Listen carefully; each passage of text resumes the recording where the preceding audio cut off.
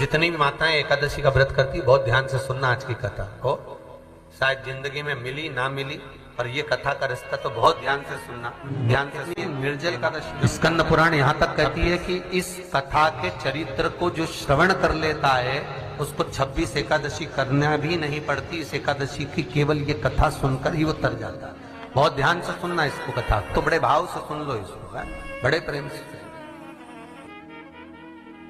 इसलिए सारी एकादशियों में निर्जला एकादशी की महत्वता शास्त्र प्रमाण करता है महाराज। निर्जला एकादशी का उद्यापन जो करा जाता है, उसका उद्यापन और प्रदोष का जो उद्यापन करा जाता है, इन दोनों का क्रम लगभग एक जैसा ही। तो निर्जला पहुंच, और निर्जला ने जाकर भगवान नारायण से निवेदन करा। भगवान विष्णु ने पूछा, क्या बात है निर्जला, आज तुम खेलती हुई यहां पर आकर खड़ी हो गई, क्या हुआ, क्या है, क्या तुमको गौलोक धाम में आनंद की अनुभूति नहीं हो रही? निर्जला भगवान के सम्मुख, भगवान ने पूछ रहे हैं, बार बार पूछा, निर्जला हुआ क्या तुमको? ए निर्जला, ए एकादशी, हुआ क्या है तुमको? क्या कारण है तुम्हारे यहाँ आने का, वैकुंठ पहुंचने का? बहुत ध्यान देना महाराज। शास्त्र कहता है सोमवार, मंगलवार, बुधवार, गुरुवार, शुक्रवार, शनिवार, ये देवता वो देवता सबके व्रत कर लो, सारे व्रत कर लो, पर ये व्रत आपको परमात्मा के धाम तक लेकर नहीं जा सकते, क्योंकि इनका जो पुण्य है वो मृत्यु लोक में आप थोड़ा सा भी गलत करते हैं तो पुण्य समाप्त हो जाता है। पर हिंदू धर्म के 3 व्रत ऐसे बता दिए जिन व्रतों का पुण्य समाप्त नहीं हुआ। हिंदू धर्म के 3 व्रत ऐसे हो गए जिनका पुण्य समाप्त नहीं हुआ, जिनका पुण्य प्रबलता में बढ़ता गया। पहले नंबर पर एकादशी, दूसरे नंबर पर प्रदोष, और तीसरे नंबर पर शिवरात्रि। एकादशी भी 26 है तो प्रदोष भी जम के बोलते जाओ 26, शिवरात्रि केवल 12, और अगर अधिक मास की पड़ जावे तो ये और अधिक की आयुष होती है। तो यहाँ शास्त्र कह रहा है कि 3 व्रत हमारे यहाँ जिनका पुण्य समाप्त नहीं हुआ, जिनका पुण्य प्रबल हुआ, बड़ा, इसलिए आज भी माता एकादशी का व्रत करती है। और एकादशी का व्रत कर कर अगर कोई जीवात्मा को देते हैं, कोई मर भी गया तो उसको एकादशी का दान दे, एकादशी का उसको दान दिया है। महाराज निर्जला खड़ी पूछा, क्यों आई हो, क्या कारण? निर्जला आई, तब लक्ष्मी मैया उठकर निर्जला के करीब में, निर्जला बहुत सरल थी निर्जला। कहते हैं कामा एकादशी सबसे लंबी है। कौन सी एकादशी? कामा। फिर मोक्षदा उससे नीची है, और निर्जला जो है बिल्कुल छोटा स्वरूप है। निर्जला का मतलब देखा जाए तो केवल 2 चोटी करी हुई है। मस्तक पर भोर लगा हुआ है निर्जला के, माथे पर बिंदी लगी हुई है निर्जला के, सुंदर गले में तुलसी की मालाएं पहनी है निर्जला, हाथ में जो हाथ फूल जैसी माताएं पहले पहनती थी, आपको ध्यान में होगा, ऐसा बड़ा फूल होता था, अंगूठियां पड़ी होती थी, हाथ में ऐसा लगा रहता है। तो निर्जला हाथ फूल भी तुलसी के धारण, बड़ा सुंदर स्वरूप है माता निर्जला का। महाराज छोटी है, तो माता लक्ष्मी उनके पास में गई और निर्जला से जाकर पूछा, निर्जला तेरे आने का कारण क्या है, तू बता। नारायण आपसे पूछ रहे हैं कि क्यों आई हो, किस लिए आई हो, क्या है तुम्हारे आने का कारण?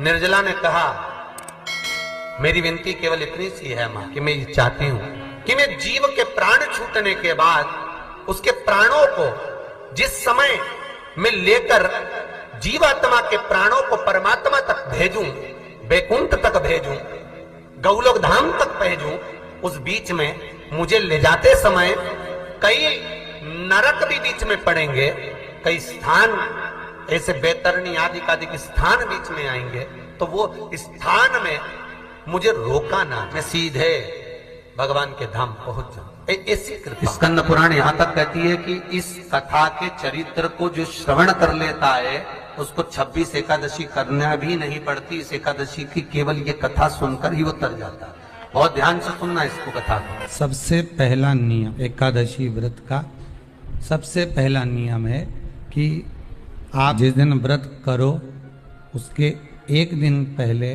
भक्ति का संचार इस हृदय में कर, भक्ति का संचार इस हृदय में कर लीजिए। जिस दिन आप व्रत करो, जैसे एकादशी का व्रत कर रहे हो तो 10वीं के दिन शाम का समय जब आवे, रात्रि जब होने लगे, शाम का समय आवे और रात्रि का आप जब भोजन ग्रहण करो तो उस भोजन में कोई ऐसा पदार्थ ग्रहण मत करिए जिस पदार्थ के कारण आपकी एकादशी बिगड़ जाए। कोई बेकार भोजन में श्रेष्ठ भोजन ग्रहण करिए। और एकादशी का दूसरा नियम बहुत ध्यान से सुनिएगा। जिस दिन आपकी एकादशी का व्रत हो उस दिन प्रयास करिएगा कि अपने हाथ से किसी भी वृक्ष की कोई पत्ती टूटे ना। अपने हाथ से किसी भी वृक्ष की, पौधे की, किसी भी वृक्ष की पत्ती अपने हाथ से ना टूटे। बहुत ध्यान दीजिएगा महाराज। एकादशी का ये दूसरा नियम है कि अपने हाथ से किसी पौधे की, किसी वृक्ष की, किसी डाली की कोई पत्ती ना टूटे, इसका प्रयास कर। कितना सुंदर व्याख्यान कहा है, कितना सुंदर वर्णन है महाराज कि मात्र एकादशी का व्रत कर लेने पर, मात्र एकादशी का व्रत कर लेने, जो पूर्व में किया गया हमारा पाप कर्म है, हमने किसी जीव की हत्या करी है, हमने किसी को कष्ट प्रदान करा है, हमने किसी को अपशब्द कहा है, हमने किसी को ताने दिए, हमने किसी को आड़ा टेढ़ा कहा है, हमने किसी को गालियां दे दी है, मात्र एकादशी का व्रत ही कर लेने पर ये सारे जो दोष हैं वो समाप्त हो जाए। सारे दोष हमारे समाप्ति पर है। विचार करिएगा थोड़ा सा अपने मन में, अपने चित्त में, अपनी वृत्ति में एक बात उतारिएगा। एक अपने मन में एक बात को उतार कर रखिएगा कि आप अपने पाप को, अपने पाप कर्म को जिस दिन छिन्न करने वाले हो, समाप्त करने वाले हो, अपने पाप को आप जिस दिन समाप्ति पर लेकर जा रहे हो, तो उसके एक दिन पहले आपको प्रसन्नता होना चाहिए कि नहीं होना चाहिए कि कल मेरा पाप कटने वाला है, कल मेरा पाप समाप्त होने, जो मैंने पाप कर्म करा है वो समाप्त होगा, जो मैंने पाप कर्म करा है वो कल समाप्त हो जाएगा। तो एक दिन पहले आपके चेहरे पर प्रसन्नता हो कि ना हो, और चेहरे पर वो प्रसन्नता आपके आना चाहिए कि कल मेरा एकादशी का व्रत है, आज दशमी है, कल एकादशी का व्रत है, तो कल मेरी जब एकादशी का व्रत रहेगा तो मेरा ना जाने कितना कितना पाप, कितना असत्य, कितना झूठ, कितना प्रपंच वो समाप्त हो जाएगा। इसमें मुझे प्रसन्नता हो, इसमें मुझे आनंद। क्या कहा गया कि प्रयास करिएगा कि एकादशी के दिन कोई वृक्ष की, कोई डाली की, कोई कोपल की कोई पत्ती ना तोड़ी जाए। क्यों?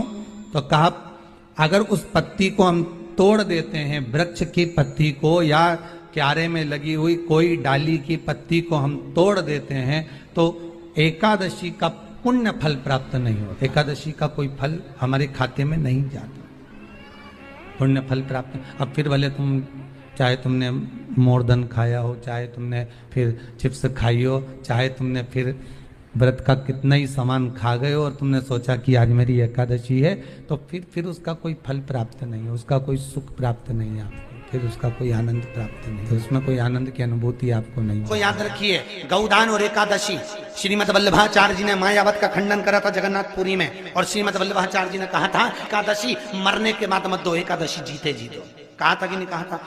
जीते जी दान करिए। इसलिए जगदीश में, जगन्नाथपुरी में एकादशी उल्टी लटकी हुई है। करें अपने दर्शन, जगदीश में एकादशी को उल्टा लटकाया। क्यों? क्योंकि वल्लभ ने कहा कि एकादशी जीते जी दो। कई पंडितों कहते हैं तुम्हारे दादाजी मर गए, जब 12वें का दिन होता है ना तो पंडित जी संकल्प छुड़ाते हैं, देव एकादशी, बड़े बेटे ने 5 दे दी, छोटी बहू ने 3 दे दी, उसने 2 दे दी, उसने 2 दे दी, तो क्या तुम्हारे दादाजी भिखारी थे जो तुम्हारी एकादशियां लेकर जाए? और तुम कौन होते हो दादाजी को एकादशी देने वाले?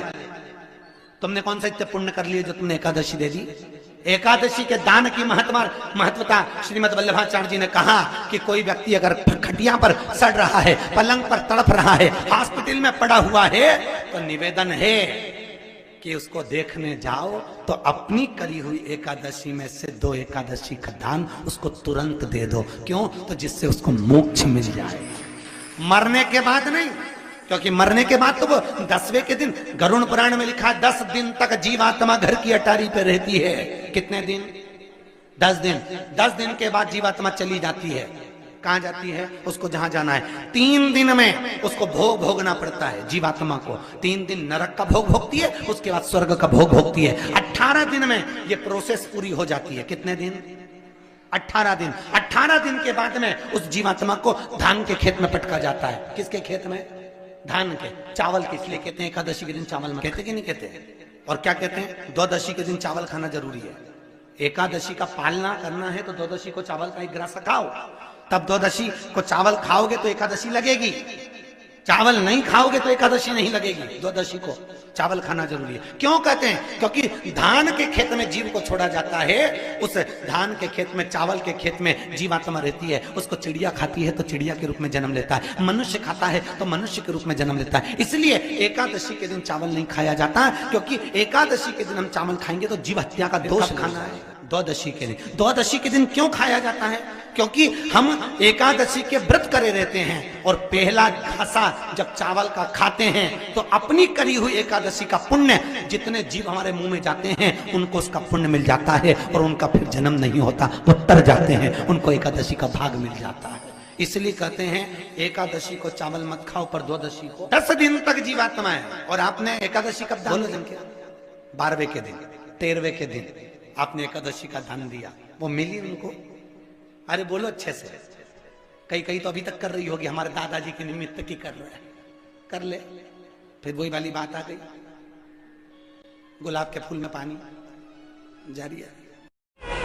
एकादशी के दिन शंकर भगवान को चावल का दाना चढ़ाना चाहिए कि नहीं चाहिए? बीमार व्यक्ति से, कोई बीमार व्यक्ति है, बहुत रोगीला, उसको बहुत रोग है, शुगर है, बीपी है, थायराइड है, सब कुछ है उसको, और वो रोगीला व्यक्ति जब डॉक्टर के पास जाकर पूछे, डॉक्टर साहब मेरी तबीयत ठीक नहीं रहती है, मैं बहुत कष्ट में रहती हूँ, बहुत तकलीफ है शरीर में, सावन का महीने का व्रत आ रहा है डॉक्टर साहब, 1 महीना में व्रत करती थी पहले, करूं कि नहीं करूं?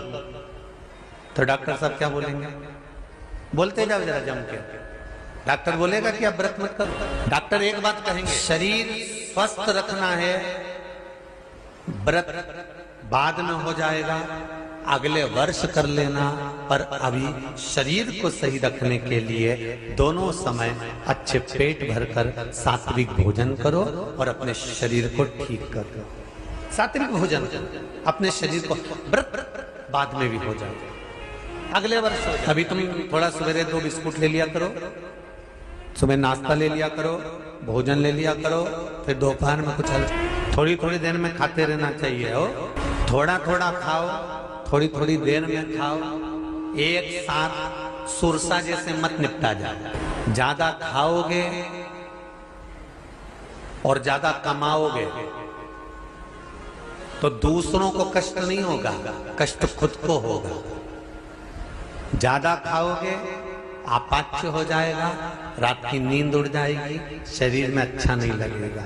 ज्यादा कमाओगे, रात की नींद उड़ जाएगी, दुनिया की दृष्टि तुम पर पड़ जाएगी और तुम्हारी रातों की नींद। कमाओ भी उतना जितना खर्च कर सको और खाओ भी उतना जितना पचा सको।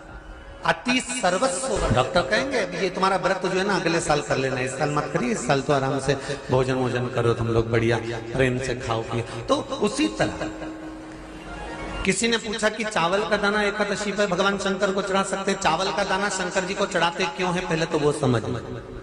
बेलपत्री का तो महत्व आपको बार बार बताया कि बेलपत्री शिव जी को क्यों चढ़ाई जाती है, कहीं रोग के लिए, कहीं बीमारी के लिए, कहीं किस कार्य के लिए, कहीं कोई कार्य के लिए, कहीं कोई कार्य के लिए। चावल का दाना अगर हम शंकर भगवान को चढ़ा रहे हैं तो क्यों चढ़ा रहे हैं, उसका कारण क्या है? चावल का दाना शिव को चढ़ाने का केवल एक कारण रहता है कि चावल को अक्षत कहते हैं। अक्षत का मतलब होता है अक्षय, उसका मतलब क्या होता है? अक्षय, जिसका कभी क्षय ना हो।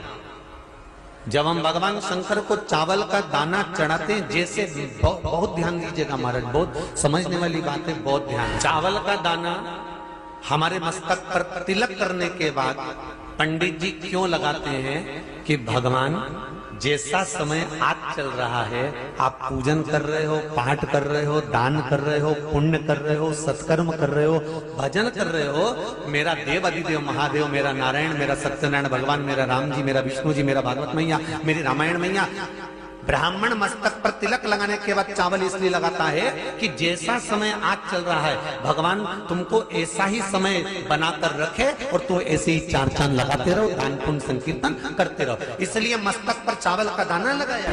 कोई मर जाता है, मरने के बाद जब तक पगड़ी नहीं होती तब तक माथे पर तिलक चावल का दाना लगाया जाता है क्या? जम के बोलो जरा, नहीं लगाते। किसी पंडित जी से पूछो, ब्राह्मण देवता से पूछो, ब्राह्मण देवता ये कोई मर गया और हमारा तो नियम है कि हम सिर पे तिलक लगाते हैं, चावल लगाते हैं, या पंडित जी से हम तिलक लगवाते हैं, मंदिर जाते हैं तो मंदिर में जाके तिलक लगवा के हम चावल का दाना लगवाते हैं। क्यों नहीं लगाते? उसका कारण क्या है? जब किसी के मरने के बाद 10 दिन तक 12 दिन तक मस्तक पर तिलक क्यों नहीं लगाया जाता? 10-12 दिन तक माथे पर तिलक या चावल क्यों नहीं लगाया जाता? उसका कारण है कि ये जो समय आया है, तुम्हारे यहाँ जो गमी हुई है, तुम्हारे यहाँ कोई मर गया है, तुम्हारे यहाँ किसी के प्राण छूट गए हैं, तो ब्राह्मण इसलिए तिलक नहीं लगाता आपको, इसलिए चावल का दाना नहीं लगाता कि ऐसा दिन भगवान अब ना लाए, इसको अमर ना करे, इसको अक्षय ना करे, इसको प्रबल ना करे। और जब चावल का दाना, तो यहाँ शिव महापुराण की कथा करी, चावल का दाना हम शिव जी को क्यों चढ़ाते हैं, भगवान को क्यों समर्पित करते हैं, भगवान की पूजन में अक्षत क्यों समर्पित करते हैं, चावल क्यों समर्पित करते हैं, उसका कारण क्या है? तो कहा आज मैंने जब चावल का दाना आपको समर्पित करा है, जिस भाव से, जिस विश्वास से, जिस श्रद्धा से, जिस मन से मैं आपको रिझा रही हूँ, हे भोलेनाथ मेरी ये मनोकामना पूर्ण कर, इसको अक्षय कर देना, इसको अमर कर देना, बस इतनी कृपा। अब किसी ने पूछा एकादशी के दिन चावल चढ़ाए कि नहीं चढ़ाए, तो यहाँ तो सीधी सीधी बात है, बीमारी देखकर थोड़ी ना आती है कि नवरात्र चल रहे हैं कि सावन का सोमवार, बीमारी तो बीमारी, चावल मत खा। तिरुपति कौन कौन गया? हाथ उठाओ, ठीक है। जगन्नाथ जी कौन कौन गया? हाथ उठाओ, हाँ ठीक है। द्वारका जी कौन कौन गया? हाथ उठाओ, ठीक है। बद्रीनाथ कौन कौन गया? हाथ उठाओ, ठीक है। एकादशी के दिन कभी तुम बद्रीनाथ चले जाओ, एकादशी के दिन तुम द्वारका चले जाओ, एकादशी के दिन तुम तिरुपति चले जाओ, एकादशी के दिन तुम जगन्नाथ चले जाओ, एकादशी के दिन तुम्हारी मर्जी पड़े भगवान के किसी धाम में चले जाओ और भगवान को भोग लगाओ और उनकी थाली को झांक कर देखना, उसमें चावल जरूर मिलेगा। उसमें ऐसा नहीं है कि चावल, बद्री नारायण में भगवान को चावल का भोग लगा हुआ मिलेगा, द्वारका में चावल का भोग लगा हुआ मिलेगा, आपको जगन्नाथ में चावल का भोग लगा हुआ मिलेगा, तिरुपति में मिलेगा, द्वारकाधीश में मिलेगा, नाथद्वारा में मिलेगा, सांवरिया सेठ में मिलेगा, काकरोली जी में मिलेगा। आप जहां जाओगे वहां पर एकादशी के दिन भगवान को चावल आएगा, क्योंकि भगवान के लिए परहेज नहीं, जो काम में डूबा हुआ है, जो आसक्ति में डूबा हुआ है, जो लोभ में डूबा हुआ है, जो वासनाओं में डूबा हुआ है, जो तृष्णा में डूबा हुआ है, और जो माता के गर्भ से जन्म लिया, एकादशी के दिन चावल उसको नहीं खाना। बहुत सुंदर संवाद है, ध्यान दीजिएगा। जिसके घर में कमाने वाले 2-4 हैं, पैसा तो आ रहा है पर घर में टिक नहीं रहा, डॉक्टर में, पुलिस में, एक्सीडेंट आदि में, कहीं गलत जगह पर व्यसन में अगर पैसा जा रहा है, जुए में, मांसाहार, मदिरा पान, या कहीं आया पैसा आने में कमी नहीं, आ रहा है पर टिक नहीं रहा, रुक नहीं रहा, कोई मांगने आ गया, दे दिया, फिर वहां से अपने पास नहीं आ रहा, अपन कह रहे हैं भैया हमारा पैसा लौटा दो, नहीं आ रहा। तो महाराज शिव महापुराण की कथा कहती है, एकादशी के दिन गंगा के जल में मात्र 7 बेलपत्री डालकर, जो नंदीश्वर भगवान अर्थात जो शंकर जी के शिवलिंग के सामने नंदी होता है, उस नंदी के चरण पर गंगा का जल चढ़ाकर बेलपत्री शिव पर समर्पित कर देता है, उसके घर में रुपया रुकना चालू हो जाता है, फिर वो गलत जगह पर नहीं जाता, गलत स्थान पर वो धन जाएगा ही नहीं। बेटा अगर व्यसन में पड़ा हुआ है, मदिरा पान में पड़ा हुआ है, मांसाहार में, जुए आदि में जा रहा है, तुम्हें लग रहा है कि मेरा बेटा गलत मार्ग पर जा रहा है, ये मित्र दोस्ती गलत हो रही है, वो